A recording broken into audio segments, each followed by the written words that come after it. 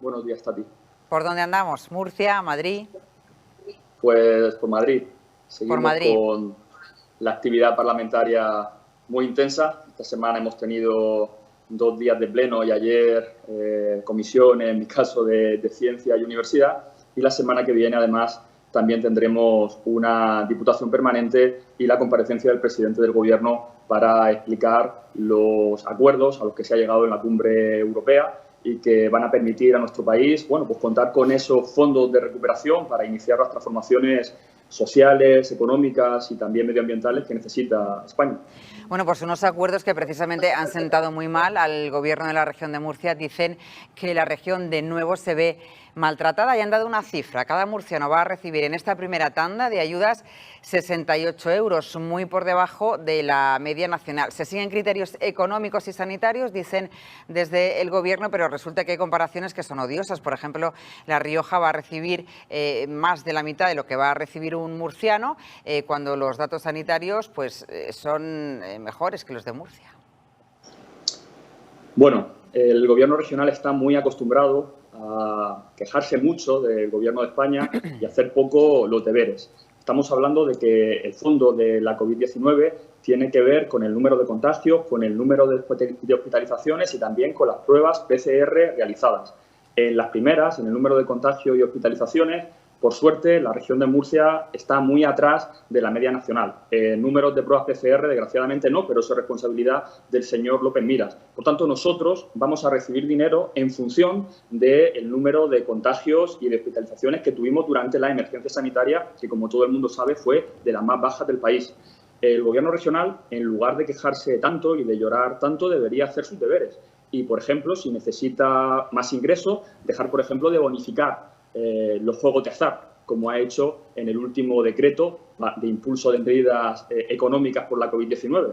En lugar de afrontar las reformas económicas que necesitaba la región de Murcia para apoyar a las pymes y a los trabajadores y a las trabajadoras, se ha dedicado, ¿verdad?, a apoyar a las empresas de tragaperras. Creemos que no es la dirección y que el Gobierno regional debería llorar un poquito menos y hacer más los deberes en la región de Murcia. Entonces, el reparto para Javier Sánchez Serra es un reparto justo. Es justo y se ajusta, valga la redundancia, a criterios sanitarios y técnicos. Eso lo saben desde el Gobierno regional, lo saben todas las regiones, pero ya es común en la región de Murcia suplir las carencias de un gobierno desnortado echándole la culpa a los demás. No. Nosotros tenemos muchos problemas, como se está viendo, por ejemplo, en Totana, frente a otras comunidades, por ejemplo, el País Vasco, que ante los rebrotes han instalado carpas para hacer test masivos. En la región de Murcia, lo que decía el consejero de Sanidad era que la gente que pudiera haber estado en contacto con gente infectada, pues que pidiera cita al médico, que es un proceso el País que puede Vasco, durar, también es verdad que pues, 3 o 4 días. el País Vasco tiene un presupuesto que no tiene la región de Murcia y una renta per cápita que no tiene la región de Murcia. Claro, entre otras cosas porque algunos impuestos sí se cobran y hay algo más de redistribución fiscal. Aquí en la región de Murcia se ha pensado que la mejor política era regalar dinero a los amigos del gobierno regional y que los ricos pagaran pocos impuestos, y cuando viene una emergencia de este tipo, pues vemos que tenemos unos servicios públicos pues muy eficientes para hacer frente a emergencias como esta. Por cierto, vamos a hablar del Mar Menor porque esta semana aquí en Murcia, entiendo que está al tanto, Unidas Podemos en la Asamblea Regional votaba que no a esa ley de protección integral del Mar Menor. Votaba en el mismo sentido que ha votado Vox, entiendo que por motivos distintos, pero usted ha presentado en el Congreso una proposición no de ley, ¿no?, con este asunto. Efectivamente, lo que vimos el miércoles en la Asamblea Regional fue que se consumó lo que nosotros hemos llamado el Pacto del Nitrato, y es una ley del Mar Menor que sigue permitiendo el uso de fertilizantes y de contaminantes en la franja de 1.500 metros que rodea al Mar Menor. El propio Consejo de Europa ha dicho que se están incumpliendo las directivas europeas de protección de aguas. Todas las asociaciones ecologistas están diciendo que las medidas adoptadas pues son muy insuficientes y que no sirven para salvar al Mar Menor, que es un ecosistema que está pendiendo de un hilo prácticamente al borde del colapso ecológico. Y lo que nosotros hemos dicho es que si en la Asamblea Regional no había voluntad política ni valentía para enfrentar a determinados lobbies de la región muy poderosos, como por ejemplo el ProSport, pues será en el Congreso de los Diputados donde llevemos ese debate. Y ayer presenté y registré una proposición no de ley que habla de eso, que habla de, junto con lo que está diciendo ya el Ministerio de Transición Ecológica, y es que no caben excepciones en la moratoria de nitratos alrededor de la laguna y, por tanto, queremos establecer una franja de 1.500 metros libre de contaminantes y volver a una agricultura sostenible, que es la agricultura de secano, que es la agricultura ecológica, pero además pensamos que se pueden dar algunos pasos más, como por ejemplo incluir al Mar Menor en el catálogo español de hábitats en peligro de desaparición, como un primer paso para convertir al Mar Menor en un parque regional, que en último término sería nuestro objetivo. Además, contemplamos una serie de medidas, como son la revisión de los planes generales de ordenación urbana en los pueblos limítrofes, ¿no?, como los Alcázares, que están sufriendo año tras año inundaciones muy graves que están, destruyendo lo que son los pueblos, su forma de vivir. Y además hablamos de que para hacer esa transición necesitamos que en la próxima tanda de ayudas de la PAC, que será del año 2021 a 2027, el campo de Cartagena se considere una región prioritaria donde también los pequeños y medianos agricultores, no la gran agroindustria, pues reciban ayudas directas que permitan esa transición de la agricultura a un modelo más sostenible y, en último término, compatible con la sostenibilidad y con la vida del Mar Menor. Ha dicho, si yo no lo he entendido mal, que una de sus propuestas que van en esa proposición no de ley es esa franja, ese límite de los 1.500 metros. En este caso, lo que se aprobó en la Asamblea se ha hecho para el campo de Cartagena, pero aparte de eso lo proponen para otras zonas, porque si no, eso ya está dentro de la ley. Estamos hablando del Mar Menor y lo que habla la ley es dejar una franja de solo 500 metros, que prácticamente es la franja ya urbanizada. No, ha pasado de 500 a 1.500. Sí, pero en la de 1.500 se permite, ellos dicen, una agricultura, hablan de precisión, que es como un neologismo que lo que va a seguir permitiendo es que se puedan vertir todavía hasta 170 kilos de nitratos por hectárea. Eso, sumado a todas las hectáreas del Mar Menor, significa toneladas y toneladas todavía de nitratos en el Mar Menor, en un ecosistema que lo está diciendo Europa, que ya no aguanta más nitratos. Por tanto, es una ley a todas luces, insuficiente, y que no va a servir en último término para recuperar este ecosistema tan valioso para la región de Murcia. En lo puramente político, y quedándonos en, en los líderes políticos, últimamente, pues no sé si considera que hay lío dentro de Podemos. Por un lado, esas informaciones que apuntan al caso Dina, por otro lado, las subvenciones que podrían venir de otro país, por otro lado, más asuntos. No sé si eso afecta en el Congreso de los Diputados a la hora de tener un comportamiento o una actitud o unas circunstancias absolutamente normales a la hora de hacer las cosas. Eso sumado a los malos resultados en las elecciones tanto gallegas como en el País Vasco. No sé si están preocupados en Unidas Podemos o no.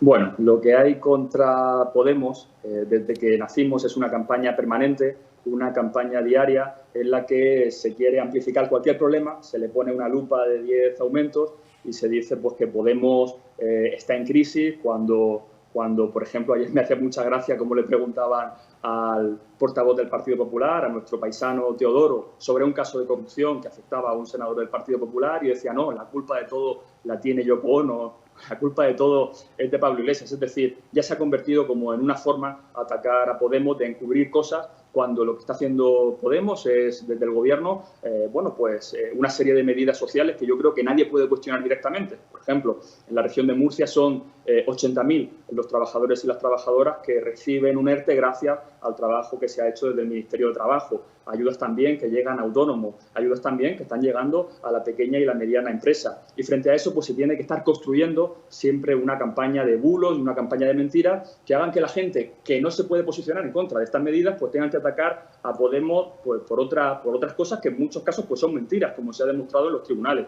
Ayer, por ejemplo, salió la noticia de que la famosa tarjeta que decían que habría destruido Pablo Iglesias, una empresa irlandesa dijo que no estaba dañada. Lo primero, se radió mucho en los medios de comunicación, salió y abrió portadas de periódico, abrió noticiarios, y sin embargo la noticia de ayer prácticamente estamos viendo que no está saliendo en ningún sitio, con lo cual, ya estamos acostumbrados a esta doble vara de medir, y entendemos que cuando uno quiere hacer una política a favor de la gente, que tiene que ver con la redistribución de la riqueza y también con fortalecer los derechos de la mayoría social y de los trabajadores y de las trabajadoras, pues muchas veces se enfrenta con poderes muy fuertes que van a hacer todo lo posible por descabalgarnos, pero estamos acostumbrados y ya sabíamos que a la política se viene de casa llorado. También se acusa a Pablo Iglesias, a la productora de Pablo Iglesias, de recibir subvenciones a su productora por parte de Irán. ¿Eso es otro bulo con el que llevan ya, como usted dice, muchos meses o años combatiendo? Claro, lo primero porque no es de Pablo Iglesias. Pablo Iglesias trabajaba para una empresa que se llamaba Global 360, que no era propiedad de Pablo Iglesias y que además cuando se ha intentado hacer, pues iniciar acciones judiciales, pues se han archivado todas y ahí están en internet todas las noticias del año 2016. Esto tiene que ver con que, pues periódicamente cuando se consiguen cosas positivas para nuestro país, como el Acuerdo de Europa, que por cierto, la derecha española ha intentado boicotear. El Partido Popular quería que esas ayudas vinieran condicionadas a nuevos ajustes sobre los trabajadores y a nuevos recortes sobre nuestros servicios públicos. Pues cuando se consiguen victorias, pues para desviar la atención, pues hay que volver a las viejas mentiras. Pero insisto que tienen poco recorrido y que la gente no es tonta y va a saber quién en los momentos difíciles estuvo porque nuestro país saliera de esta crisis y de esta emergencia que hemos tenido, pues reforzando los derechos de la gente y no como se salió en la crisis de 2008, que era recortando sobre todo a los de abajo, a los trabajadores y a las trabajadoras. A mí me gustaría que los partidos políticos en algún momento, sobre todo los líderes políticos, fueran capaces de hacer autocrítica. Por ejemplo, si yo le pregunto por qué el resultado de Unidas Podemos en las elecciones gallegas y en el País Vasco ha sido malo, si es que entiende que ha sido malo, pero objetivamente ha sido malo porque el número de escaños obtenido ha sido menor que las anteriores. ¿Es porque a lo mejor tienen que plantearse las cosas de otra manera o sencillamente consideran que están haciendo las cosas bien y ya está? Han sido malos sobre todo en Galicia y tiene que ver con un espacio muy específico que no es el espacio a lo mejor de regiones como la región de Murcia, porque era una coalición con una parte de la izquierda soberanista y que hubieron muchas peleas internas. Pues sí, en esa parte hay que hacer autocrítica y tenemos que convertirnos en una organización mucho más cohesionada donde las diferencias se puedan dirimir en los órganos y no fuera. Pero dicho esto, yo creo que Unidas Podemos está haciendo un buen trabajo en el gobierno, que ese trabajo, lo más importante es que a la gente le llega, que a la gente que está cobrando los ERTES, que está recibiendo las ayudas por los alquileres, que se están prohibiendo los desahucios, todo eso la gente lo ve y yo creo que eso al final será la gestión que nosotros tengamos que defender para revalidar la confianza de los ciudadanos. Ahora tengo una reunión que me tengo que ir a una ejecutiva ampliada donde estará Pablo Iglesias y estamos siguiendo con este análisis y viendo qué cambios organizativos podemos hacer para implicar más gente, para hacer una organización mucho más participativa, pero dicho esto hay que seguir, es decir, en política hay traspiés, pero los traspiés no nos pueden llevar a una depresión generalizada. Yo creo que muchas veces se intenta amplificar esa depresión cuando hay otras fuerzas que también son importantes en el ámbito nacional y en el ámbito regional. Por ejemplo, ¿cuántos diputados sacó Vox en Galicia? ¿Cuántos diputados sacó Ciudadanos? Pues tampoco sacó ninguno.